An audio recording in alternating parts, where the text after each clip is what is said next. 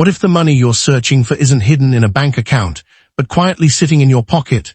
Some ordinary-looking coins can carry surprising rarity, unusual minting mistakes, and collector value far beyond their face value. Today, we're opening the door to that hidden world and examining the clues that separate everyday change from potential treasures.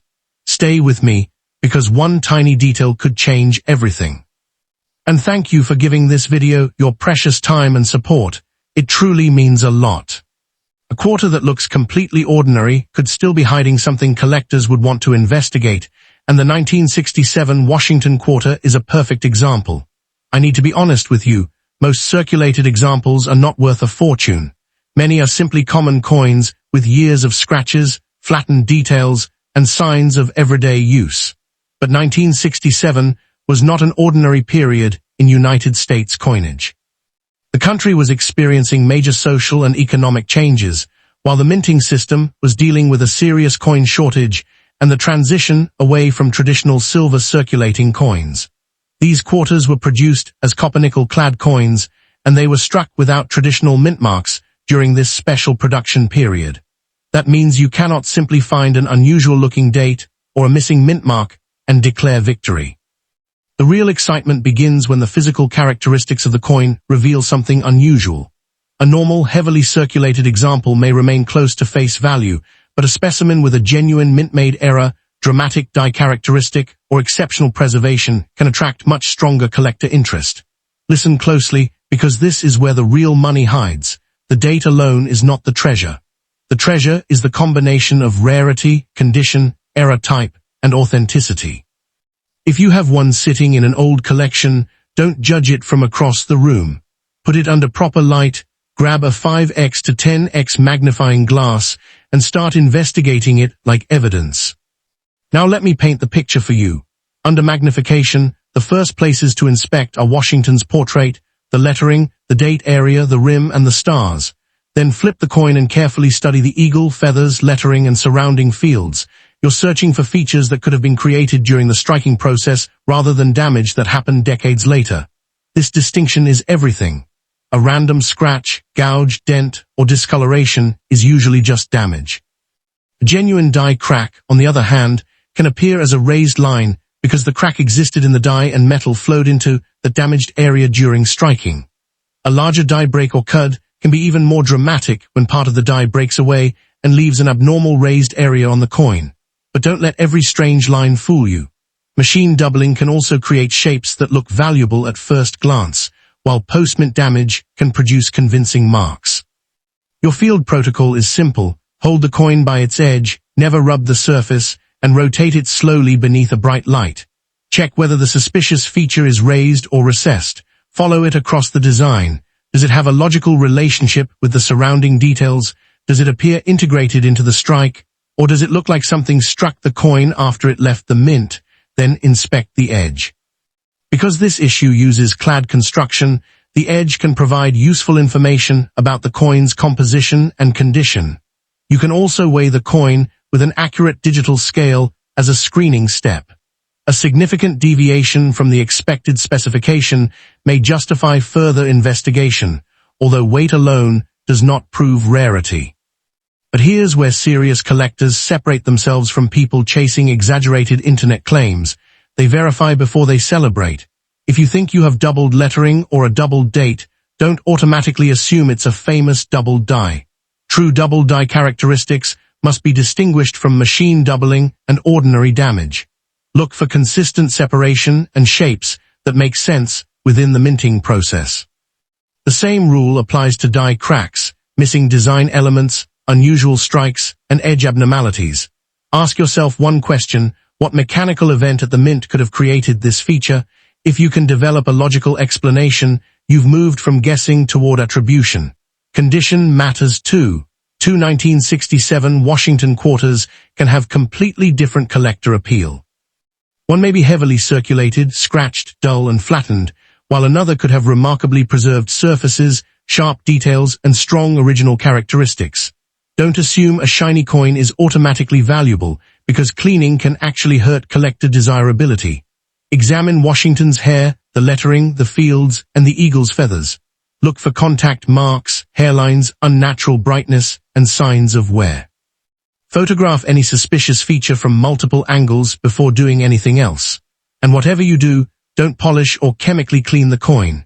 If the unusual characteristic survives your inspection, professional authentication may be worthwhile. A specialist can determine whether you're looking at a genuine mint error, a dye variety, post-mint damage, or simply an optical illusion caused by lighting. That's the difference between a coin that merely looks interesting and one with documented collectible significance. So the real lesson behind this 1967 Washington quarter is simple. Don't confuse age with rarity, and never confuse damage with a mint error. Most ordinary circulated examples will remain common, and that's perfectly normal. But a coin with an authenticated major mint-made anomaly, dramatic dye characteristic, unusual striking problem, or exceptional preservation can become a completely different collecting proposition. That's why experienced treasure hunters don't throw old quarters into a pile and hope for a miracle. They investigate, they magnify, they measure, they compare, they document.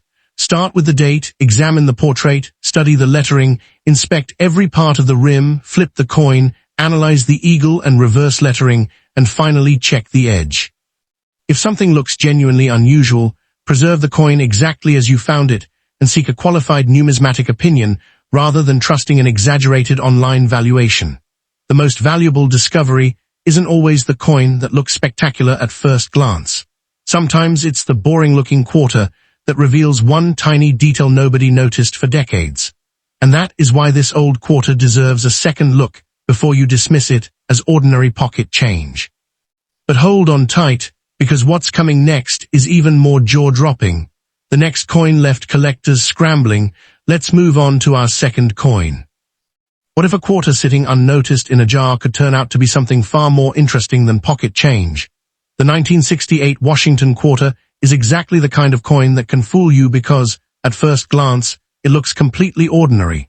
Most worn examples are just that, ordinary, and you should not expect a heavily circulated piece to suddenly be worth thousands simply because of its age.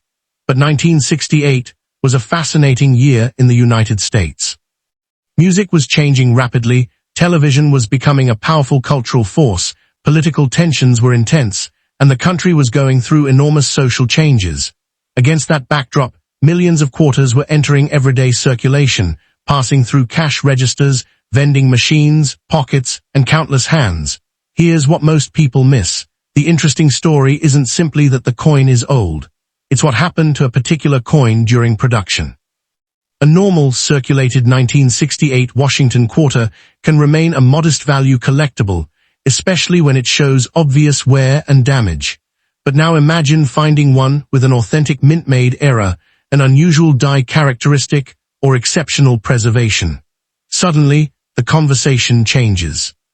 The most famous possibility associated with this issue is the 1968 Washington quarter struck in a proof context, where certain unusual pieces and varieties can command significant premiums depending on authentication and condition. There can also be major interest in genuine striking errors and remarkable specimens, but don't let an exciting headline make you careless.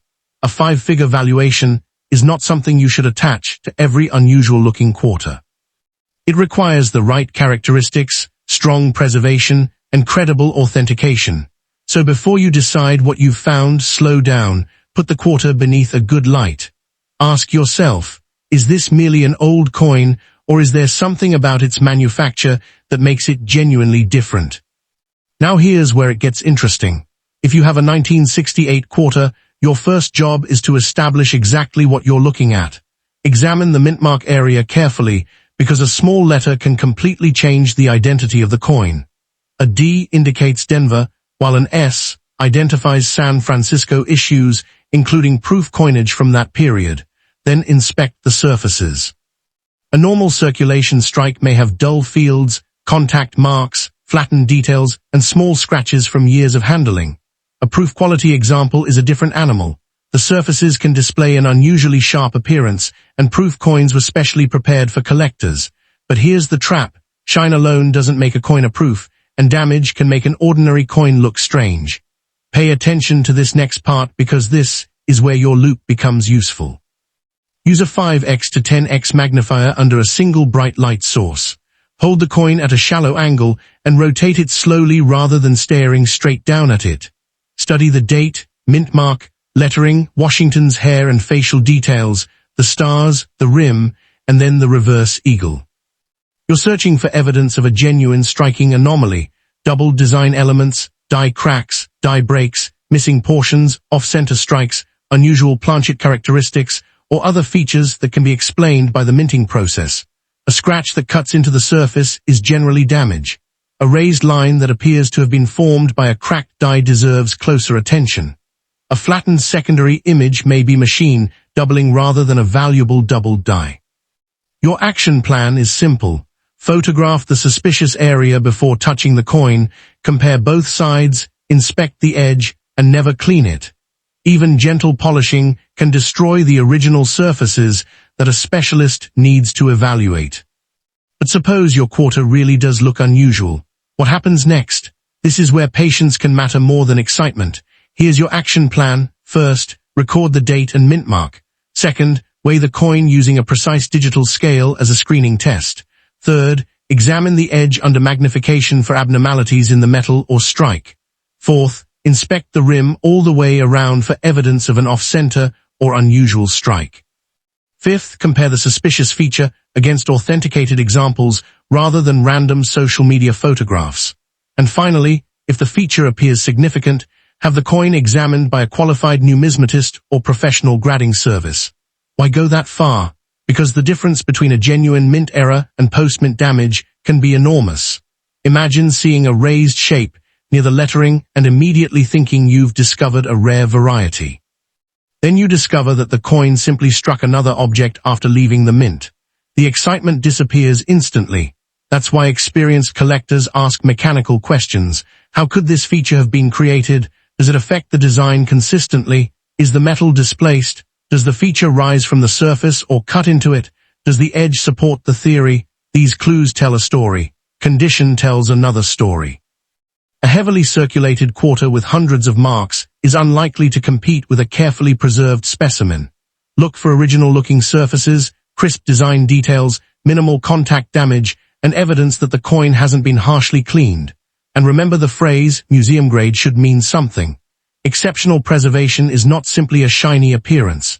It is a combination of strong strike, attractive surfaces, limited damage, and professional evaluation. That's where an ordinary-looking quarter can become genuinely fascinating. And this is why the 1968 Washington quarter deserves a second look without falling for exaggerated treasure stories.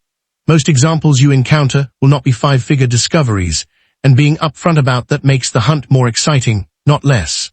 The real thrill is knowing that a coin can be common in one form and dramatically more desirable in another because of a specific minting characteristic, unusual variety, or extraordinary condition.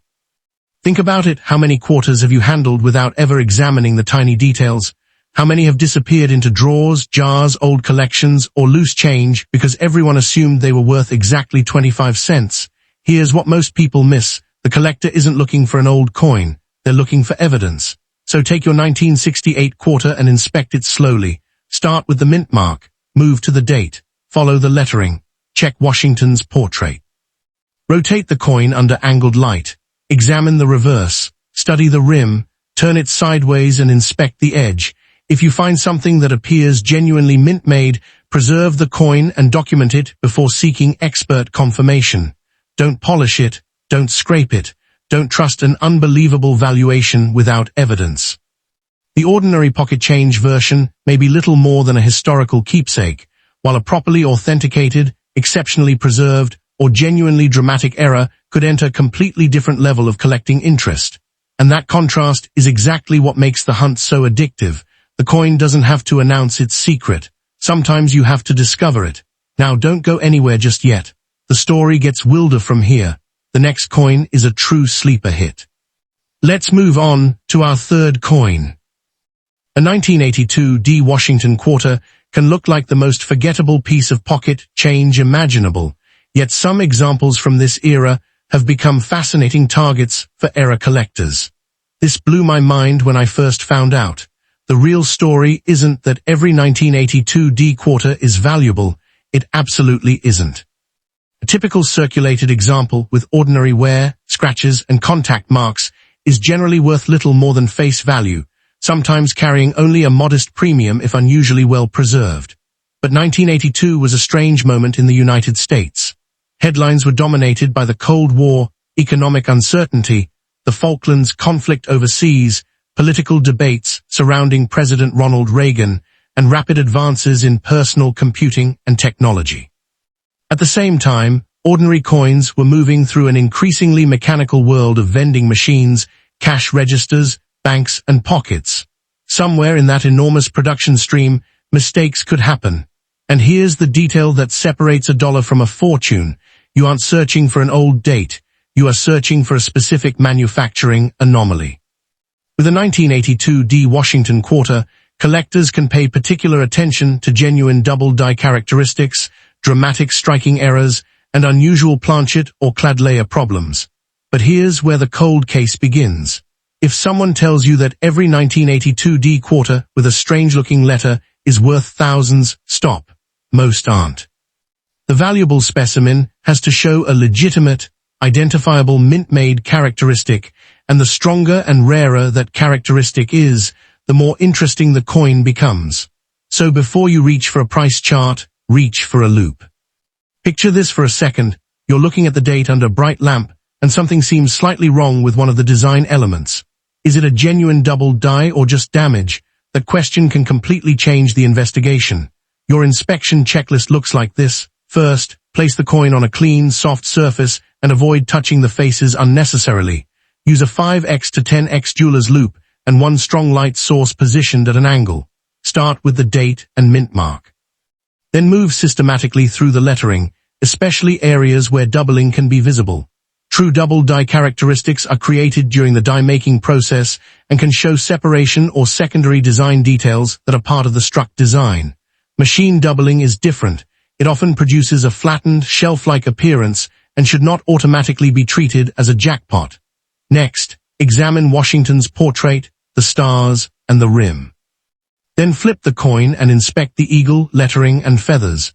You're looking for raised die cracks, die breaks, off-center placement, unusual metal flow, or other characteristics that can be connected logically to the striking process. If you see a line, determine whether it is raised or cut into the surface. If you see a missing-looking area, check whether metal appears displaced. If the design seems shifted, examine the rim carefully for evidence of an actual off-center strike rather than damage after production. Take comparison photographs of your coin beside an ordinary example from the same issue. That simple comparison can reveal differences your eyes miss when you're staring at one coin by itself. Now here's where the case gets more complicated. Some of the most dramatic-looking coins are not necessarily the most valuable, because damage can imitate a mint error surprisingly well. A coin that has been scraped, squeezed, struck against another object, or exposed to harsh chemicals can develop features that look mysterious under magnification. This is why the location and shape of an anomaly matter. A genuine mint error should tell a coherent story. Imagine a missing clad layer, for example. The coin's appearance could become dramatically different from a normal specimen, but you would want to examine the affected area for evidence consistent with a production problem rather than corrosion or environmental damage. An off-center strike should show a clear displacement of the design and usually a corresponding blank area where the design failed to reach the edge. A die break can appear as raised metal because the damaged die transferred that shape during striking. A genuine double die should display characteristics that correspond to the die itself rather than a random scratch. Here's the detail that separates a dollar from a fortune. The feature must be genuine, significant, and attributable. That's why you should never polish the coin to make the details stand out. Cleaning can destroy original surfaces and reduce collector appeal. Instead, photograph the coin under different angles of light, record its weight with a precise digital scale, inspect the edge, and keep detailed notes about exactly where the suspected anomaly appears. If the evidence continues to look convincing, professional authentication becomes much more important than an internet valuation. And now consider condition. because this is where two nearly identical coins can take completely different paths. A heavily circulated 1982 D quarter may show flattened hair details, scratches across the fields, rim bruises, and dull surfaces. That's the everyday pocket coin. But an unusually well-preserved example with strong original luster, sharp design details, and minimal contact marks can become much more interesting to collectors. Luster itself is not proof of rarity, though. A cleaned coin can look unnaturally bright, while a genuine uncleaned coin may have a softer but more natural appearance. Rotate the quarter slowly beneath your light and watch how the luster moves across the surface. Examine Washington's hair and facial details. Look at the lettering for sharp edges. Study the reverse eagle's feathers. Then inspect the rim from 12 o'clock all the way around to make sure you're not overlooking a striking anomaly. Your inspection checklist is essentially a reconstruction of the coin's life. What does the surface tell you? What does the edge tell you? And what does the design tell you? If the coin has a dramatic error, exceptional preservation, or a recognized variety, document it before seeking a professional opinion. Don't rely on a single photograph from a social media post. Compare multiple authenticated examples, and when possible, use established numismatic references. The goal isn't to convince yourself that you've found a fortune. The goal is to determine whether the evidence supports the claim. So when you pull a 1982 D Washington quarter from a drawer, don't automatically toss it back into the pile, but don't automatically call it a jackpot either. Treat it like a cold case. Establish what a normal specimen looks like. Identify the mint mark. Study the date. Examine the lettering. Check for legitimate doubling. Inspect the portrait and reverse. Rotate the coin under angled light. Look for die cracks, major die breaks, off-center strikes, unusual planchet characteristics, or other genuine mint-made anomalies. Then inspect the edge and compare your photographs with known examples. If the evidence points toward a significant error or variety, preserve the coin exactly as found and consider professional authentication. That's the difference between an ordinary quarter and a potential auction house centerpiece. Most 1982 D quarters will remain ordinary, and that's the honest answer. But the few that carry the right combination of rarity, dramatic error, authenticity, and condition are the reason collectors keep searching through old change. One tiny manufacturing mistake can survive for decades without anyone noticing it. Then one day, someone puts it beneath a loupe, and the entire story changes. Stick around, because the next piece might already be sitting in your drawer. The next coin shocked the grading world. Let's move on to our fourth coin. A 1984 Washington quarter can be spent at a store without a second thought, or if the right mint-made feature is hiding on it, become the kind of coin that makes a collector stop everything and take a second look. Let me tell you something nobody talks about. The date alone is not the secret. Most worn 1984 quarters are ordinary coins, and many circulated examples are worth little more than their face value. That's the honest starting point. But picture the United States in 1984, bright athletic shoes, big hair, cassette tapes, arcade games, blockbuster movies, and a culture moving deeper into the technology age. People were celebrating major sporting moments while Cold War tensions remained part of the background. Millions of quarters were moving through that world, disappearing into vending machines, cash registers, pockets, and drawers. Somewhere in that production process, however, a coin could leave the mint with a flaw that shouldn't have been there. This is the part where fortunes are made, not because every 1984 quarter is rare, but because a specific error can completely change the identity of an otherwise ordinary coin. A broad strike, a major off-center strike, a rotated die, an unusual planchet problem, or another authenticated mint error can turn a spend-it-at-the-store coin into a serious collector piece. And that's where you need to slow down. Don't look at the coin and ask, "How old is it?" Ask, "What happened to this coin when it was being made?" Close your eyes and imagine this. You pull a 1984 quarter from an old jar, and under normal room light, it looks completely boring. Then you tilt it beneath a single bright lamp, and the rim doesn't look quite right. Maybe the design seems shifted. Maybe the edge appears unusually wide. Maybe the lettering or portrait seems strangely positioned. Now here's where you investigate instead of guessing. Grab your loupe and follow these steps. First, place the coin on a soft surface and hold it by the edge. Second, use a 5x to 10x loupe with angled light rather than harsh light directly overhead. Third, Inspect the rim all the way around. A genuine broad strike can show an expanded, distorted edge because the coin was struck without normal containment by the collar. A major off-center strike can leave part of the planchet blank while shifting the design noticeably toward one side. Fourth, rotate the coin and compare the orientation of the obverse and reverse. If the two sides appear improperly aligned, don't immediately declare a rotated die error. Measure and document the orientation carefully. Fifth, inspect the date, lettering, stars, Washington's portrait, and the reverse eagle for abnormal metal flow or striking characteristics. Sixth, turn the coin sideways and study the edge for unusual shape or construction. And seventh, photograph every suspicious feature before doing anything else. Here's the critical warning: damage can imitate errors. A coin squeezed by machinery after leaving the mint can develop strange edges, while scratches can create convincing lines. Never polish, scrape, or chemically clean your quarter. The original surface is evidence. Now we're getting close to the point where a pocket coin either collapses back into ordinary change or becomes genuinely interesting. This is where fortunes are not made by excitement, they're made by verification. Let me tell you something else. A dramatic-looking coin is not automatically a valuable coin. Suppose you find an apparent broad strike. You need to determine whether the unusual rim and design shape are consistent with a genuine striking problem. Suppose you think you've discovered a rotated die. You need to document the exact orientation and compare it with normal examples. Suppose you notice an unusual planchet appearance.